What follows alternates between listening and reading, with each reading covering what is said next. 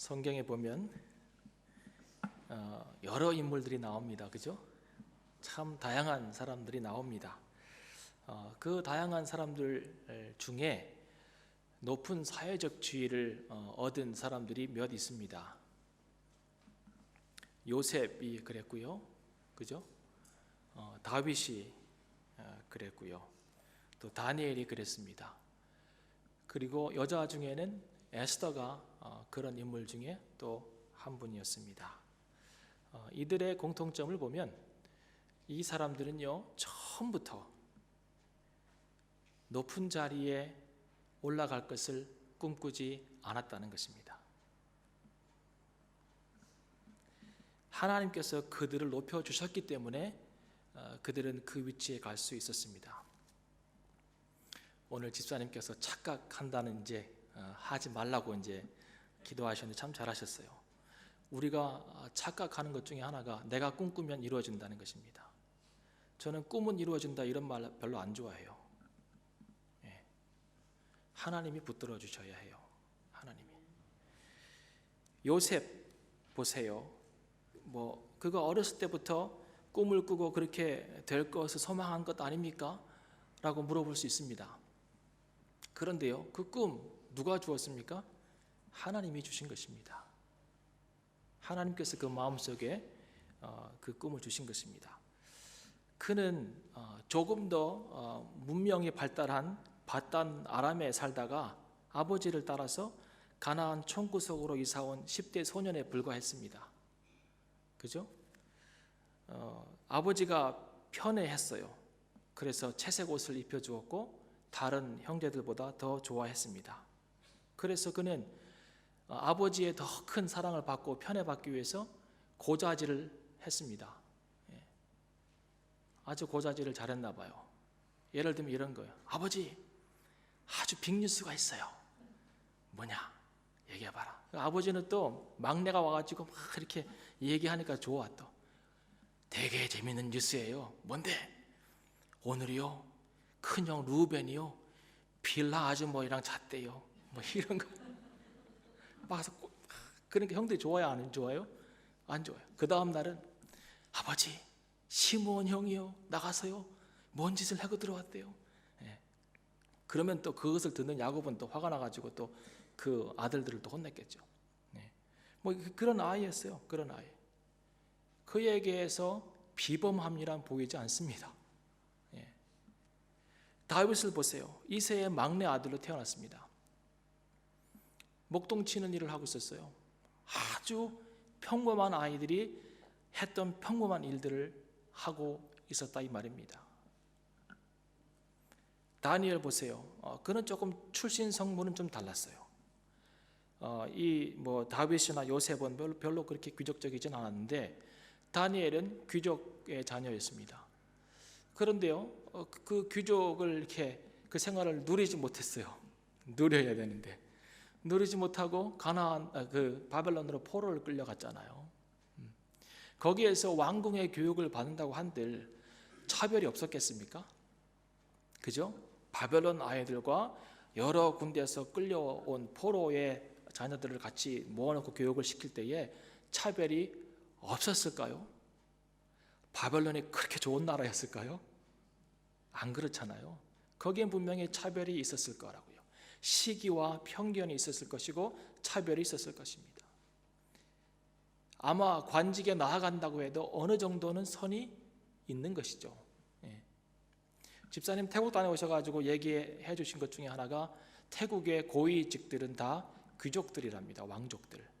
밑에서 아무리 똑똑해도 그 이상은 못 올라가는 것이죠. 그 구조가 이렇게 공고하게 되어 있기 때문에. 그러니까 유다에서는 귀족이라고 했지만 포로로 끌려간 이상에는 아무리 똑똑하고 뛰어나도 한계가 있는 것입니다. 그런데 그가 바벨론 왕 다음에 총리가 됩니다. 그 다음 바람이 총리가 됩니다. 3명의 총리가 있었는데 그 중에서 수석 총리가 되고 왕이 바뀌고 나라가 바뀌어도 그 자리는 끄떡없이 다니엘에게 주어집니다.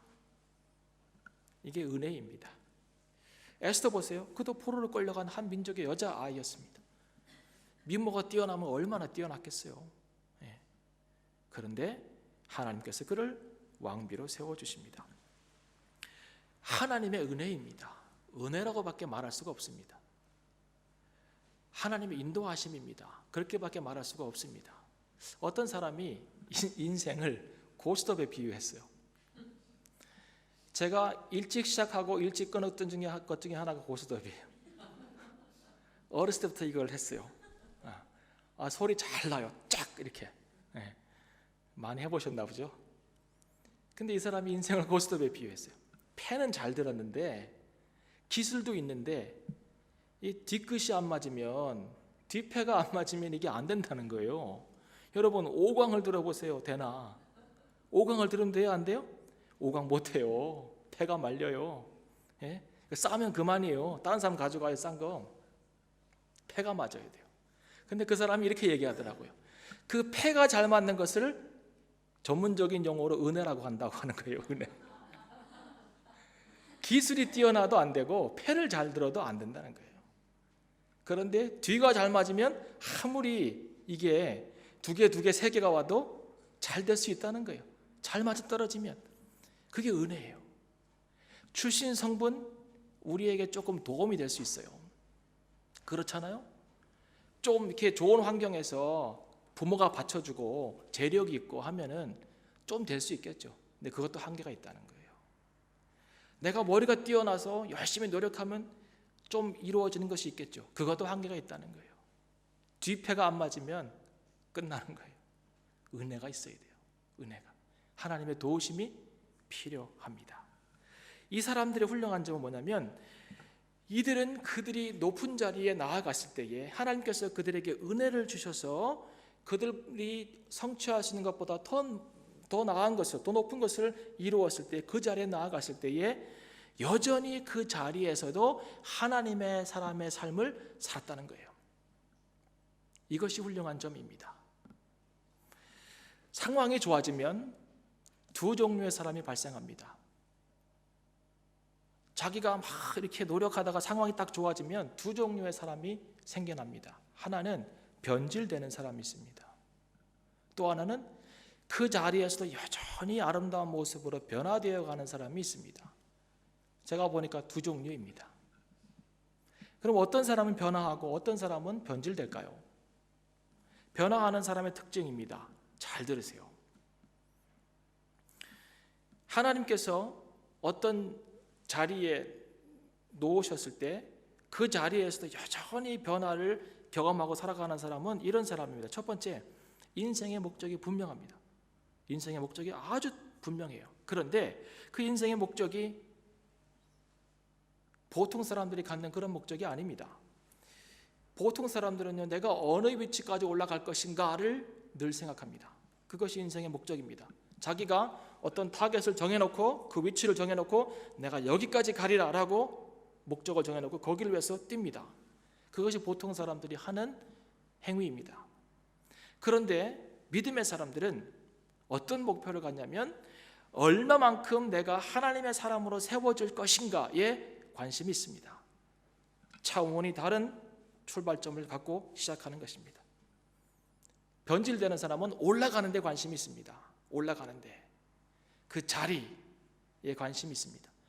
내가 어디까지 올라갈 것인가.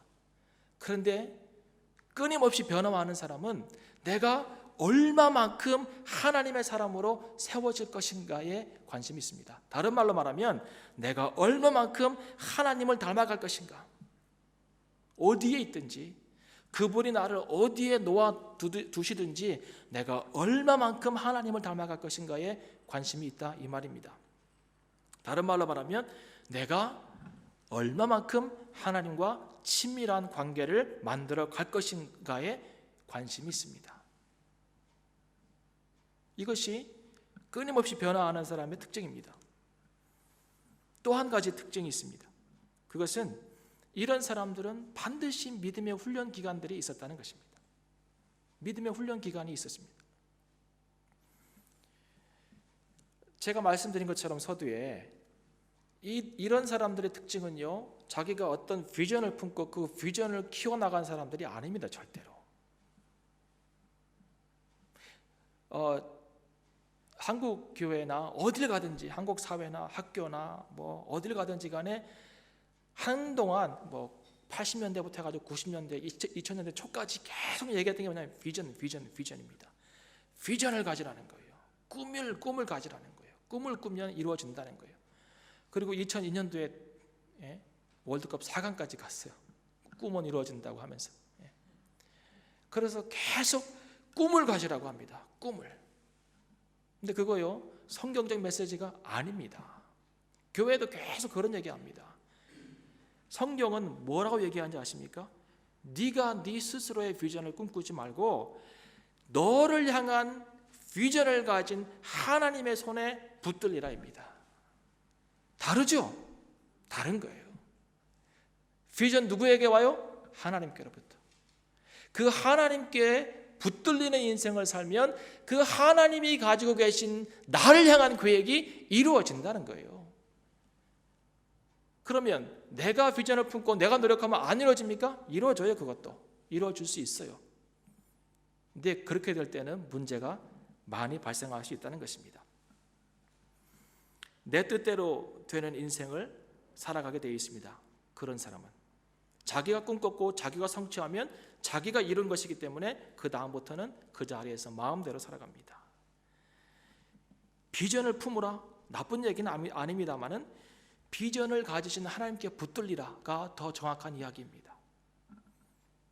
그래서 그 비전을 가지신, 나를 향하신 놀라운 비전을 가지신 그 하나님께서 갖고 계신 커리큘럼에 내가 훈련을 받아야 합니다.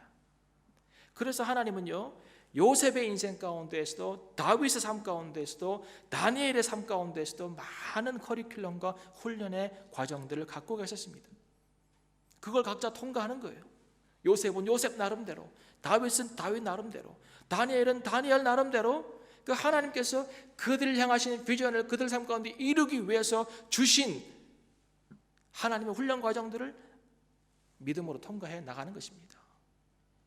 그럴 때 어떤 일이 벌어지냐면 결국 그 훈련을 마친 다음에 하나님께서 하나님의 계획대로 그들을 그 자리들에 배치시켜 놓았을 때에 그들은 그 자리가 주는 영광과 권력에 현혹되지 않았습니다. 왜요? 믿음으로 통과했기 때문에, 하나님 훈련을 잘 받았기 때문에 그 자리가 주는 영광, 그 자리가 주는 권력에 현혹되지 않습니다. 절대로. 요셉이 총리가 된 다음에 군림했습니까? 아니요. 그는 섬기는 자였습니다. 돈 많이 벌고 승진하면 장로나 하려고 해서는 안 됩니다. 청년들에게 하고 싶었는데 어디 갔네요. 돈을 많이 벌어도 승진해도 찬양팀 해야 돼요. 청년들 여기서. 이 얼마나 귀한 자리인데요. 제가 좋아하는 미국의 대통령 중에 한 분이 지미 카터예요. 지미 카터. 오래전부터 대통령, 오래전에 하셨죠, 그분이. 그죠? 그분의 관심이 뭐냐면 다음 세대를 하나님 말씀으로 양육하는 거였어요. 주일학교 교사. 대통령이었을 때도 끝나서도 매주일 자기가 섬기는 교회에 가서 주일학교 선생님을 합니다. 이분의 삶의 목적은 아이들을 가르치는 거예요. 대통령은 다른 또 일이겠죠. 근데 이분의 관심은 주의를 지키고 그 교회에서 아이들을 가르치는 거예요. 그 자리에 가서 대통령이 주는 자리와 그 자리가 주는 권력과 아니면 어떤 혜택, 유익 이런 것에 현혹되지 않고 자기가 해오던 그 일들을 그 자리에 가서도 합니다. 얼마나 멋있습니까? 변화되는 사람은 마지막으로 이런 삶의 원리가 있습니다. 높은 자리가 군림하거나 다스림의 자리가 아니라 섬김의 자리라는 것을 압니다. 그 자리에 올라갔을 때에. 그래서 그들은 높은 자리를 허락하신 하나님의 계획이 있었음을 깨닫고 그 자리에서 그 하나님의 계획에 순종하고 겸손히 그 일들을 잘 감당합니다. 요셉은 총리가 되어서 깨달은 것이 뭐냐면 하나님께서 풍년이 오면 곡식을 저장하여서 흉년이 오면 그것으로 사람들의 생명을 구하는 일에 나를 쓰기 위해서 나를 이 자리에 올리셨구나라고 알고 있습니다. 생명을 구원하는 일, 그 일에 열심히 헌신합니다. 다윗도 마찬가지이고 다니엘도 마찬가지입니다. 그 자리에서 다스리지 않습니다. 그 자리에서 군림하지 않습니다. 섬기는 자리로 나아갑니다. 이것이 변화하는 사람들의 모습입니다. 반면에 변질되는 사람도 있습니다. 사울 같은 사람을 생각해 보세요. 사울은 갑작스럽게 왕이 되었습니다. 근데 원래 사울은요, 성실한 사람이었습니다. 그가 얼마나 성실했냐면 아버지가 암나귀 하나를 잃어버렸고 그 나귀를 사원과 같이 찾아보라고 이렇게 보냈는데 에브라임 산지와 베냐민 온 지역을 다 다니면서 사흘 동안 찾습니다. 나귀 하나를. 그러다 사무엘 만난 거예요. 그러다 왕 된 거예요.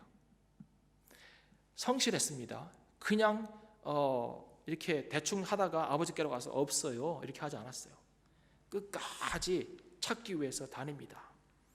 그런 겸손하기까지 했습니다. 사무엘이 그를 왕으로 세운다는 것을 알았을 때에 아니 사무엘 선생님, 우리 지파는 베냐민 지파인데 12지파 중에서 가장 작은 지파이고 그 베냐민 지파 중에서 나는 가장 작은 가문의 사람인데 어찌하여 나를 왕으로 세우십니까? 그런 자격이 안 됩니다라고 겸손하게 이야기합니다. 성실한 것도 있었고 나름대로 겸손한 사람이었습니다. 그리고 성경에 보면 하나님께서 사무엘을 통해서 그에게 기름을 부으실 때 하나님께서 그에게 새 마음을 주셨답니다. 새 마음. 그리고 성령에 감동하여서 선지자들 사이에서 그가 예언도 했습니다. 이 정도로 꽤 괜찮은 사람이 사울이었습니다. 그런데 그는 끝까지 그 성실함을 유지하지 못합니다. 그는 끝까지 신실하지 못합니다. 끝까지 겸손하지 못하고 끝까지 성령으로 충만하지 못합니다. 어느 순간에 그는 변질의 모습을 보입니다. 하나님이 그에게 주신 새 마음이 변질되었습니다. 그는 불행한 사람이었습니다. 변질되는 사람의 모습은 이런 것입니다. 첫 번째, 준비가 안 되었는데 그 자리에 가면 변질이 됩니다. 우리는 그 자리를 너무 소원하잖아요. 그 자리에 가 있잖아요. 이미 마음속으로 가 있고 그 자리에 우뚝 서서 많은 사람들에게 부러움을 사고 싶어 하잖아요. 그런데 그 자리가요, 독이 될 수 있다는 거예요. 누구에게? 준비되지 않은 자에게. 사울은 왕이 되기 전에 어떠한 훈련 과정도 거치지 않았습니다. 다윗을 생각해 보세요. 다윗이 골리앗을 죽였을 때가 10대 후반입니다. 몇 살인지는 정확하게 모릅니다. 그리고 30살의 왕이 됩니다. 적어도 10년이 넘는 기간을 하나님 앞에서 훈련을 받습니다. 요셉이요, 그도 10년이 넘는 시간 동안 하나님의 엄청난 훈련을 받습니다. 다니엘이요, 나이가 90이 되어도 사자굴에 들어갑니다. 그런 훈련을 거친, 그래서 믿음이 단단해지고 세워지고 또 단단해지고 다져지고, 그래서 믿음의 기초가 점점 단단해지는 그런 훈련의 과정을 거친 다음에 그 자리에 딱 가 있으면 시험이 와도 어려움이 와도 유혹이 와도 이겨나가고 넘어갑니다. 그런데 사울은 그런 훈련 과정이 없었습니다. 그렇기 때문에 왕의 자리에서 믿음의 사람으로 살아가는 것에 대한 준비가 되어 있지 않았습니다. 준비가 되어 있지 않을 때 주어지는 좋은 것들은 독이 될 수 있다는 것입니다. 근데 한국 성도들은 준비될 것을 생각하지 않고 주시옵소서 침을 튀기면서 기도만 합니다. 주시옵소서. 그거 주시면 독이 된다니까요. 그 어떻게 기도해야 돼요? 지금부터는요, 준비되게 해주세요. 하나님께서 내 인생 가운데 어떤 일을 행하실 때 그때 준비되게 해주세요. 준비되게 해주세요라고 하는 기도를 하세요. 어떤 것을 주세요, 이루어주세요, 거기 가게 해주세요가 아니라 준비되게 해주세요. 기도하시기 바랍니다. 두 번째, 그는 보고 배울 만한 좋은 왕의 모델을 갖지 못했습니다. 그거 첫 번째 왕이었어요. 참 불행한 거예요. 초대 왕이 좋을 것 같아요? 초대 회장이 좋을 것 같아요? 좋지 않아요. 그가 따를 만한, 본받을 만한 좋은 왕의 모델이 없었어요. 갑작스럽게 왕이 된 거예요. 여러분, 내가 본받고 배울 만한 모델이 있으면 그렇게 되어갑니다. 말투도 되어갑니다. 그리고 걸음걸이도 닮아가고요. 그리고 옷 입는 것도 닮아가요. 그 사람 좋으면, 모델이 있으면. 그런데 사울에게는 그런 롤 모델이 없었습니다. 믿음으로 살으라고 하는 사람들은 많은데요, 우리 시대에요. 그 믿음의 삶을 살아가는 사람들은 없습니다. 우리 시대의 비극도 마찬가지예요. 모델이 없어요. 정말 저 사람처럼 살고 싶다, 저 사람처럼 하나님 섬기고 싶다라고 하는 그런 모델이 없습니다, 우리 시대에. 근데 모델이 없으면 또 한 가지 우리가 찾아볼 것이 있습니다. 예를 들어서 내가 저 사람을 나의 롤 모델로 세우고 살아갈 거야, 믿음 생활할 거라고 할 때 그런 사람이 없으면 또 한 가지 우리가 노력해서 구해야 될 게 하나 있습니다. 그게 뭔지 아십니까? 멘토예요. 영적 멘토. 그러니까 이제 멘토하고 롤 모델은 좀 달라요. 멘토를 잘 만나야 돼요. 영적 멘토를. 멘토는요, 어떨 때는 귀찮은 존재 같이 느껴지기도 해요. 그런데 그 사람들이 꼭 필요해요. 멘토는 어떻게 설명할 수 있냐면, 멘토는 자동차의 헤드라이트 같아요. 헤드라이트. 이 헤드라이트가요, 평상시에는 필요 없어요, 낮에 다니면. 그런데 언제 이게 필요한 거예요? 밤에, 캄캄한 밤에 헤드라이트가 필요한 거예요. 영적 멘토는 나에게 좋은 조언을 해줄 수 있는 사람은 캄캄한 밤에 필요한 거예요. 낮에는 내가 잘해요. 그래서 멘토가 필요한 거예요. 여러분, 멘토를 꼭 만나세요. 멘토. 여러분의 인생에 같이 쭉 가면서 여러분을 영적으로 케어해 줄 수 있고, 여러분이 어려움 만났을 때 기도해 줄 수 있고, 그리고 여러분이 선택을 잘 못할 때 좋은 조언들을 줄 수 있는 그 영적 멘토를 꼭 만나세요. 누구든지 상관없어요. 한 분 정도는 있어야 돼요. 그런데 적어도 두세 분이 있으면 더 좋아요. 영적 멘토를 꼭 만드세요. 과제예요, 과제.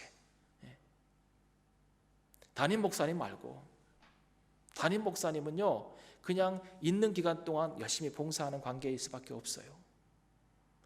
그 사람 말고, 그 사람이 떠나간 이후에도 계속 관계할 수 있으면 관계할 수 있고, 아니면 또 다른 정말 나에게 좋은 영적인 어떤 감명을 줄 수 있고, 그리고 조언을 줄 수 있고, 같이 늘 나와 함께 신앙의 이야기를 해나갈 수 있는 그런 분들을 꼭 만드시라고요. 꼭 부탁을 드려요.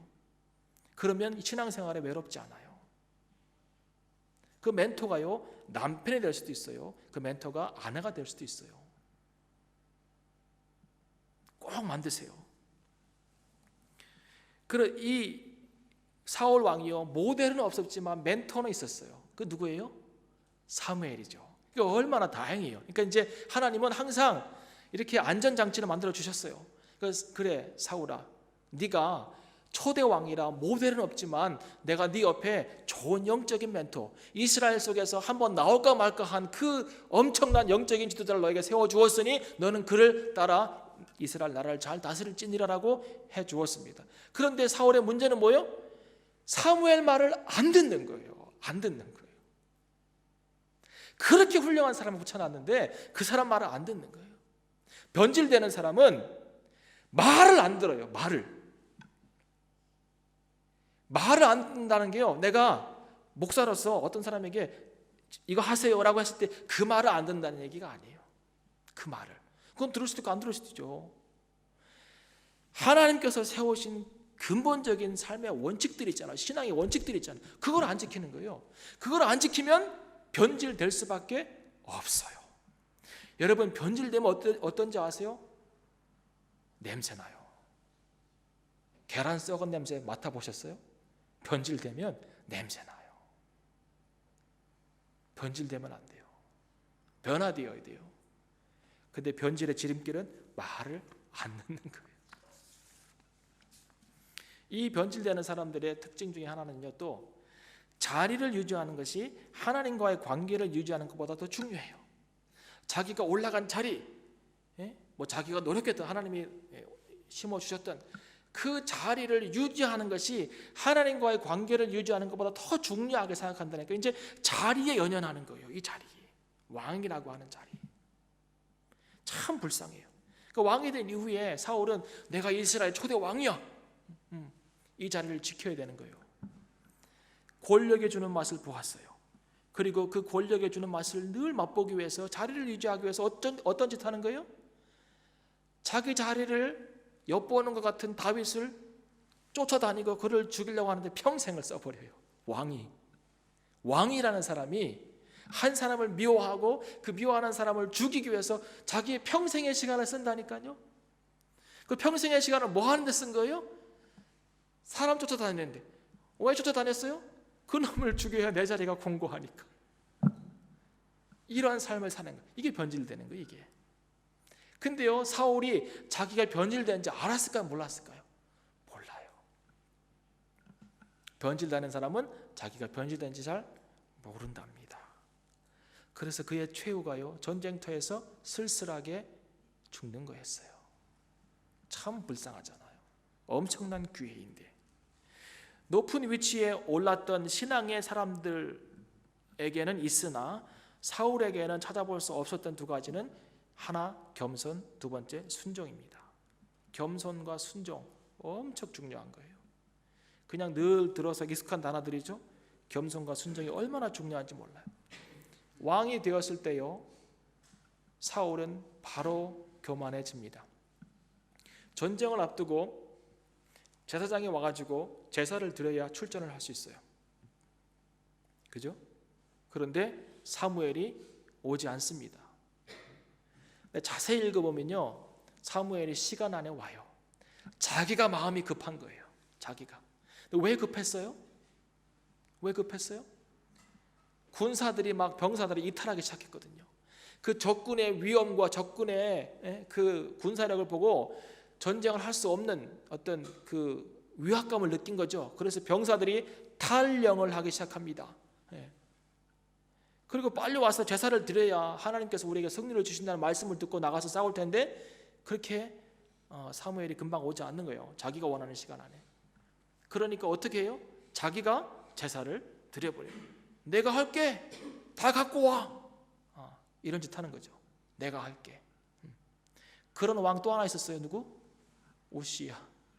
어떻게 됐어요? 문둥병 걸렸어요. 교만해진 거예요. 자기 왕이기 때문에 모든 사람이 자기 밑에 있다고 생각했어요. 제사장도 내 밑에 있다. 그가 안 오면 내가 한다. 생각한 거죠. 두 번째요, 아말렉과의 전쟁 때요, 하나님께서 모든 사람들과 모든 가축을 다 죽이라고 그랬습니다. 다 멸절시키라고. 그런데 좋은 것, 기름진 것들은 살려놓고요, 삐리삐리한 것만 다 죽여요. 그리고 뭐라고 그래요? 하나님께 제사 드리려고 했다고 하죠. 그때 사무엘이 뭐라 얘기합니까? 순종이 제사보다 낫다는 거예요. 듣는 것이 수양의 기름보다 낫다는 거예요. 그러면서 이 두 사건을 통하여서 공통적으로 하나님께서 사무엘을 통하여서 전달하시는 말씀이 있습니다. 뭐냐면 너의 나라가 길지 못할 것이다 라고 하는 거예요. 뭘 잃어버려서? 겸손과 순종을 잃어버려서 그런 거죠. 오늘 본문으로 돌아오면 바울이 우리에게 제시하는 롤 모델이 한 분 계십니다. 제가 아까 봉사자의 모델이라고 그랬죠. 기쁨으로 봉사하는 자세가 지난주의 말씀이었고, 오늘은 기쁨으로 봉사하는 자에게 자가 따를 수 있는 모델이라는 거예요. 그 모델이 누구예요? 예수 그리스도입니다. 바울이 바라봤던 모델은 다른 사람이 아니었어요. 바울이 바라봤던 모델은 바로 예수님 그분이었습니다. 바울이 이런 얘기예요. 너희 안에 이 마음을 품으라는 거예요. 이 마음이 뭔지 아세요? 본문을 잘 읽어보면 겸손과 순종이에요. 다른 거 없어요. 겸손과 순종이에요. 기쁨으로 하나님을 봉사하고 기쁨으로 주님의 일을 감당하기 원하는 사람들에게 요구되는 것은 두 가지인 것 같아요. 하나는 겸손, 하나는 순종이에요. 오늘 본문에서 9절부터 11절을 보세요. 이러므로 하나님이 그를 지극히 높여 모든 이름에 뛰어난 이름을 주사 하늘에 있는 자들과 땅에 있는 자들과 땅 아래에 있는 자들로 모든 무릎을 예수의 이름으로 꿇게 하고 모든 입으로 예수 그리스도를 주라 시인하여 하나님 아버지께 영광을 돌리게 하셨느니라 그랬어요. 여기에 보면 하나님께서 예수님을 어떻게 높으셨는지 나오고 있어요. 그 이유는 바로 예수님이 겸손과 순종의 삶을 살았기 때문에 그렇다는 것입니다. 이 마음을 품으라는 것입니다. 이 마음, 겸손과 순종의 마음입니다. 그런데 지난주에 제가 잠깐 말씀드린 것처럼 사람들은 겸손과 순종을 생각할 때 행위를 많이 생각합니다. 행위, 겸손한 행위, 그리고 순종하는 행위를 많이 생각을 합니다. 그런데요, 겸손의 행위와 순종의 행위를 한다고 해서 그 사람이 정말 겸손하거나 순종하는 사람입니까? 라고 물어볼 때 그렇지 않을 수도 있다는 것입니다. 그렇지 않을 수 있다는 것입니다. 제가 지난주에 얘기했던 것처럼 큰 교회에서 주차 관리한다고 그 사람 겸손한 거 아닙니다. 목사가 갑자기 빗자루 들고 청소한다고 해서 겸손하다고 얘기해서도 안 됩니다. 저의 대청소할 때 1년에 한두 번씩 할 때 저의 구역은 화장실이에요. 남자 화장실. 얼마나 냄새가 나는지. 그거 막 분리치로 우리 원집사님이랑 같이 막 따고 해요. 그거 한다고 제가 겸손해요? 아니에요. 그냥 하는 거예요. 할 일 없으니까. 와서 뭐라도 해야 되잖아요. 그거 우리 목사님이 화장실 가서 그 변기를 막 닦고 분리치로 겸손하셔. 그러면 안 돼요. 그러면 안 돼요. 그냥 다 하니까 같이 하는 거예요. 무슨 목사가 특별하다고 화장실 청소하면 겸손한 거예요? 아니에요. 겸손을 행위로 판단할 수가 없어요. 물론 겸손하면 그런 행위 할 수 있어요. 그런데 착각하면 안 돼요. 그리고 내가 그런 행위를 해서 겸손해져야지 라고 생각도 마세요. 그 행위 한다고 마음이 겸손해지지 않아요. 오히려 그것이 자기 의가 돼요. 내가 겸손해서 이런 것도 해. 내가 겸손해서 이런 것도 해. 그래서 그게 자기 의가 돼요. 그게 쌓이면 자랑하게 돼요. 오히려 그게 교만에 이르는 지름길이 돼요. 조심해야 돼요. 순종도 마찬가지. 누가 시키는 것을 한다고 해서 그 순종일까요? 하긴 해요. 순종일까요? 우리 도영이 보니까 내가 시키는 것을 하긴 하는데 기쁨이 없어요. 억지로 하긴 해요. 입이 이렇게 나와요. 그 순종 아니라고 봐요. 나는 그냥 내가 한 말을 하는 것이지 순종이 아니에요. 요나를 보세요. 요나가 니느웨를 가서 선포를 했어요. 그 선포한 사람들 막 회개하잖아. 기뻤어요? 안 기뻤어요? 요나가? 안 기뻤어요. 그 순종이 아니에요? 아직까지 순종을 잘 모르는 거예요. 여러분, 어떤 행위가, 내가 하는 행위가 나를 겸손하다고 생각할 수 있게끔 만드는 것은 아니라고 깨달아야 합니다. 그래서 바울이 뭐라냐면 마음을 품으라 그랬어요. 예수 그리스도의 마음을 품으라 그랬어요. 이 마음이 뭔지 아세요? attitude예요. attitude. conduct가 아니에요. attitude예요. attitude는 자세예요. 자세. 신앙의 자세. 하나님 앞에 서 있는 자세. 믿음을 살아가는 자세라고 말할 수 있어요. 행위가 아니에요. 예수님은 겸손의 자세를 가졌어요. 예수님의 겸손의 자세가 여기 세 가지가 나와요. 첫 번째는요, He made himself nothing이에요. 이 말이 뭐예요? 그가 그를 아무것도 아니게 여겼다 이 말입니다. 근데 사실은요, 예수님은 everything이잖아요. 예수님이 everything이잖아요. 그 everything 대신 예수님이 자기를 nothing으로 여기셨대요. 자세예요, 자세. 예수님께서 골고다 언덕을 올라가시는 장면을 한번 생각해 보세요. 무거운 십자가를 들고 막 쓰러지시면서 넘어지시면서 막 매 맞으면서 옆에서 왜 조롱하고 침 뱉고 가시 면류관을 씌워서 피가 흐르고 이런 예수님 생각해 보세요. 그걸 올라가요. 그 어떻게 참았을까요? 어떻게? 참 나는 예수님 너무 존경해요. 이런 부분에서 어떻게 그분이 참았을까요? 뭐 사랑으로 이렇게 얘기하면 다 해답이죠. 그게 뭐 I'm nothing. I'm nothing. 이 순간은 in this very moment I'm nothing. 나는 everything이 아니에요. 나는 nothing이에요. 그래서 나는 매 맞아도 가는 거예요. I'm nothing. 때려도 I'm nothing. 또 때려도 I'm nothing. 이렇게 가는 거예요. 멋있잖아요. 화장실 청소하는 거 다르잖아요. 이거랑. 그죠? 다르잖아요. 나는 아무것도 아니라고 하는 거. 나는. 이 자세가 기쁨으로 봉사하는 자에게 필요한 거예요. 나는 아무것도 아니라고 하는 거.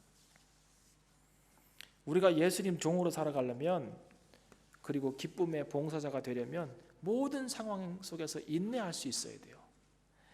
그런데 그 인내할 때 우리에게 필요한 것 하나는 I'm nothing이라고 하는, 나는 아무것도 아니라고 하는, 그 생각이에요. 그런데 우리는 something이 되려고 하죠. 더 나아가서는 something special이 되려고 그래요. 나를 알아주기 원해요. I'm nothing이라고 하는 것은요, 나를 잃어버리는 것이 아니에요. 그렇게 생각하면 안 돼요. 여러분, 성도는 자존감은 갖되 자존심은 버려야 해요. 이 중요한 원리예요. 성도에게서 자존감은 필요하지만 자존심은 버려야 해요. 왜냐하면 자존심하고 자존감이 같은 말 같은데요, 달라요. 자존심은요, 그 자존심의 잣대는 타인이에요. 다른 사람이에요. 그래서 타인이 나를 인정해주고 높게 봐주고 존중해주기를 바라는 마음이 자존심이에요. 그런데 자존감의 잣대는 나예요. 남들이 뭐라고 하든, 남들이 나를 어떻게 평가하든 나는 나를 존중하고 사랑하고 인정해 주는 것이에요. 이게 자존감이에요. 성도에게 자존감은 필요한데 자존심은 버려야 해요. 세계적인 발레리나 강수진이라고 하는 사람이 있습니다. 뭐 그 사람 발을 봤더니 완전히 발이 이렇게 맨날 그걸 딛고 일어서니 얼마나 이게 발이 뭉개졌겠어요. 여자 발이 아니에요. 이 사람이 이런 얘기예요. 남들이 나에게 이러고 저러고 할 때 나에게 중요한 것은 내가 정한 기준이었다라는 거예요. 남들이 뭐 저는 뭐 어떻고 저는 어떻고 막 이렇게 할 때 비판하고 비난하고 뭐 우리가 늘 하는 용어로 씹어댈 때 그때 나의 기준은 내가 신경 쓸 것은 나에게 중요한 것은 내가 정한 기준이었다는 것이죠. 내 자신에게만 집중했고 내가 하는 일 안에서, 이게 중요해요. 내가 하는 일 안에서 내가 정한 어떤 수준에 오르는 것이 나에게 중요했다. 나는 누구를 뛰어넘고 누구를 이기는 것에 관심이 없었다. 나는 내가 하고 싶은 동작을 하는 것이 나의 목표였고 내가 하고 싶은 무용을 하는 것이 목적이었다. 내가 갈 길 가는 것이죠. My way, my way. 여러분, 다른 사람 길 찾아보지도 마시고 그 사람이 내가 가는 길에 뭐라고 손가락질해도 그냥 무시하세요. 나는 오늘 I walk on my way, 내 길을 가는 거예요. 누구 안에서? In Christ, 주님 안에서. 뭐라고 하면 I'm nothing, 내 길 가는 거예요. 참 감동적인 스토리 하나 들었어요. 그 1940년대 태어난 한 야구 선수가 있었어요. 일본에. 한국 사람이에요. 부모가 한국 사람이었기 때문에 제일 교포예요. 이름이 장훈이에요. 아세요? 아시는구나 집사님. 장훈이에요. 이 사람이 야구를 참 잘했어요. 나중에 은퇴하고 한국 가서 KBS에서 해설도 하고 막 그랬어요. 근데 이분이 얼마나 야구를 잘했냐면 별명이 안타 제조기예요. 안타를 3,000개나 쳤어요. 여러분, 이 안타를 3,000개를 칠 수 있다고 생각하세요? 제일 교포였기 때문에 외국인 선수로 등록이 됐어요. 그리고 한 팀에 그 당시에는 외국인 선수가 3명밖에 등록이 안 됐고, 그리고 그 3명 중에서 2명만 출전을 할 수 있었어요. 근데 그 팀의 나머지 2명이 메이저리그에서 뛰어온 사람이기 때문에 이 사람이 항상 좀 밀리는 거예요, 약간. 근데 이 구단주와 감독은 이 사람 너무 좋아했어요. 실력이 있으니까. 그래서 어떤 걸 건의했냐면 야구협회에다가 그 사람이 일본에서 태어났기 때문에 일본에서 태어난 사람은 국적이 어떻든지 간에 내국인으로 하자, 내국인 선수라고 하자라고 해서 그게 통과됐어요. 그 정도로 뛰어난 선수였어요. 근데 귀화를 이렇게 하라고 했는데 귀화를 안 하니까 일본 사람들이 좀 화가 났던 것 같아. 그리고 또 왜 일본 사람들 그 이상한 마인드 있잖아요. 이 사람이 야구 타석에 딱 들어왔는데 치려고 하는데 사람들이 막 이 사람을 향해서 야유를 퍼붓는 거예요. 뭐 일본 사람들 그러잖아. 뭐 조생진 뭐 이러면서 그 일본 나쁜 말이죠. 빠가야로 뭐 이런 거. 빠가야로. 이유 빠가야로 뭐. 이 사람이 딱 들었을 때 갑자기 감정에 막 기복이 온 거예요. 여러분 같으면 오케이 하고 칠 수 있겠어요? 못하죠. 그래서 그 자리에 서 있다가 너무 좀 이렇게 감정이 기복이 와가지고 이렇게 손을 들고 이렇게 양해를 구하고 다 들었으니까, 그리고는 더그아웃에 들어가서 한 1분 정도, 2분 정도 이렇게 마음을 추스리고 다시 나왔어요. 그리고는 그 관중에게 다가갔대요. 다가가가지고 뭐라 할게요? 니 뻔진 빠가야로 막 그랬을까요? 그건 우리가 하는 행동이고 그 사람은 그렇게 안 했어요. 그 사람은 나는 한국 사람입니다, 그렇게 봐주세요. 나는 한국 사람입니다. 그리고는 자기 타석에 딱 들어왔어요. 조용해졌어요. 그리고 날라오는 공을 힘껏 때렸는데 어떻게 될게요? 파울볼? 장애 홈런이 됐어요. 장애 홈런. 그냥 홈런이 그 구장 안에 떨어진 게 아니라 구장을 넘어갔어요. 구장을 넘어갔어요. 니들이 뭐라고 해도 니들이 오늘 내가 주님을 따라가고 내가 주님 앞에 내 삶을 헌신하면서 걸어가는 이 인생 가운데 니들이 내가 가난하다고 뭐라고 짜대도 상관없다는 거예요. 내가 가정이 지금 힘들어졌다고 해도 상관없다는 거예요. 그 사람들이 하나님 믿는 사람이 애들이 왜 그 모양이냐 상관없다는 거예요. 상관없다. 하나님 믿는다고 하면서 교회 다닌다고 하면서 믿음 좋다고 하면서 왜 사업이 그러면 상관없다는 거예요. 상관없다는 거예요. 너는 왜 하나님께 헌신한다고 하면서 이렇게 월세만 전전하고 살아가냐? 상관없다는 거예요. I don't care. 뭐가 문제예요? 여러분 뭐가 문제예요? 이렇게 생각하면 우리 삶 가운데 문제가 없어요. 뭐가 문제예요? I'm nothing인데? 원래 나는 아무것도 아닌데? 하나님이 나를 이 정도 만들어 주셨는데 뭐가 문제예요? Everything 대신 예수님이 이 땅에 오셔서 nothing이 되셨는데 뭐가 문제예요? 때려도 I'm nothing 하고 걸어가신 예수님 바라보면서 우리가 뭘 더 바라겠어요? 이 겸손이 있어야 돼요. 그러니까 겸손은 화장실 청소가 아니라니까. 제발 좀 생각을 바꿔야 돼요. 생각을. I'm nothing. 주님 가신 그 골고다 길을 나도 걸어가는 거예요. I'm nothing이라고 하면서. 이게 겸손이에요.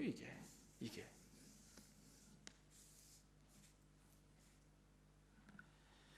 예수님이 골고다 언덕 그렇게 매맞으면서 올라가시고 십자가에서 힘겹게 돌아가실 때 성경은요 기뻤다고 나와요. 보실래요? 히브리서 12장 2절.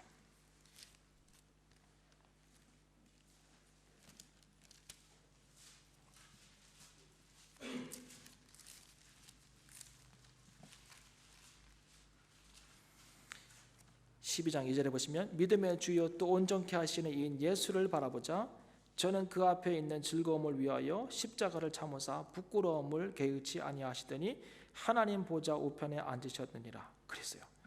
그 앞에 있는 즐거움을 위하여. 이게요 그냥 플레저가 아니라 조이예요. 조이. 그 앞에 있는 기쁨을 위하여서 십자가에서 그 고통을 참으시고 이기신 것이죠. 기쁨 때문에 기뻐하신 거예요. nothing이 될 때 기쁨이 있어요. 주님 위하여서 바보 될 때 즐거움이 있어요. 두 번째 겸손의 모습이 뭔지 아세요? Taking the very nature of a servant예요. 예수님이요 종이 되었대요. 예수님 원래 주님이잖아요. 그분이 로드잖아요. 그분이 마스터잖아요. 그런데 servant가 되었대요. 이게 이해되십니까? 섬기러 오신 것이죠. 내가 온 것은 섬김을 받으러 한 것이 아니라 도리어 섬기러 왔다고 얘기했습니다. 섬기러 왔다. 그리고요 다투는 제자들에게 이렇게 얘기하십니다. 너희 중에 큰 자는 섬기는 자가 되어야 하리라. 종이 되셨습니다. 세 번째 겸손의 모습이 뭔지 아십니까? Being made in human likeness. 사람이 되었다는 거예요. 크리처가 되었어요. 누가요? 크리에이터가. 창조주가 피조물이 되었어요. 이거는 있을 수 없는 일이에요. 그런데 예수님이 그렇게 하셨어요. 어떤 사람이 이런 얘기 하더라고요. 자존심을 내어 던져야 인격에 꽃이 핀다. 여러분 자존심 내버려야 돼요. 그런데 예수님은 자존심 정도가 아니에요. 자신의 모든 것을 내어 던졌어요. 그래서 영원 구원의 꽃을 피웠어요. 그렇잖아요. 그분의 순종이 어떤 순종이냐면 그 성경에 보면요, 오늘 본문에 보면 became obedient to death예요. 이 말이 뭐예요? 죽기까지 복종하신 거예요. 뭐 위해서? 그분에게 주어진 그 길을 끝내기 위해서. 죽기까지. 죽는 거예요. 그냥 그 자리에서. 그 가야 될 길이 어떤 건지 아니까 오늘 내가 여기서 죽어오니까 나는 그 길을 가겠다는 거예요. 이것이 기쁨으로 하나님을 섬기는 사람의 삶의 모습이에요. 하늘 영광 내어 던지고 하나님이라는 타이틀을 떼고 이 땅에 사람으로 오셔서 종으로 섬기셨고 결국은 십자가에서 자신의 생명을 내려놓으신 분이 바로 예수님입니다. 이것이 그분의 겸손이고 그분의 순종이에요. 우리가 살아가야 될 삶의 방법은 이거예요. 이거. 나를 아무것도 아니라고 여기고 끝까지 주님 복음과 교회 위해서 목숨까지 내어놓고 그분의 일 감당하는 것, 그것이 우리가 걸어가야 될 길이에요. 그러니까 오늘 집사님 서두에 기도하셨던 것처럼 많은 사람들이 엄청난 착각 가운데 살아가고 있다고요. 이것이 신앙생활인데, 이것이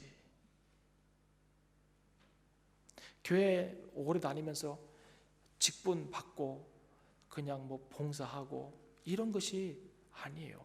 신앙생활이. 최근에 어떤 한 큰 교회가 몇 천억을, 제가 듣기로는 뭐 3천억인가를 뭐 4천억인가를 드리고 그 건물을 지었다는데, 그 건물을 짓고 교회 건물을 짓고 입당을 하면서 두 가지 거짓말을 하더라고. 첫 번째 거짓말은 우리 교회는 이웃을 섬깁니다. 말도 안 되는 소리. 말도. 그 4천억을 가지고 이웃을 섬기지 무슨 이제부터 지들 다 쓸 것은 다 쓰고. 그 거짓말 하나 했어요. 두 번째 거짓말 뭔지 아세요? 하나님께서 하셨습니다. 돈이 했어요. 돈이 한 거예요. 돈이. 하나님은 없어요. 그 안에. 그래서는 안 돼요. nothing이 됩시다. nothing. 아주 내가 가진 게 철저하게 없어질지라도 그 안에서 엄청난 기쁨을 누리는 거예요. 내가 가진 소유는 미니마이즈 될지라도 그 안에서 하나님 주신 기쁨이 맥시마이즈 되면 그게 하나님께서 주신 천국이에요. 그것이. 근데 이 놀라운 은혜를, 이 기쁨을 못 누리고 사니까 자꾸 이 천국의 기쁨을 미니마이즈하고 이 땅에 있는 것을 맥시마이즈 하려고 노력하잖아요. 예. 그것이 신앙생활이라도 착각하고, 또 많이 들으면 축복받아라 이러면서 축복이나 빌어주고, 이게 무당이 하는 짓이지. 그렇지 않아요? 무당이 하는 짓이. 교회는 이 길을 가는 거예요. 예수님 마음을 품어야 돼요.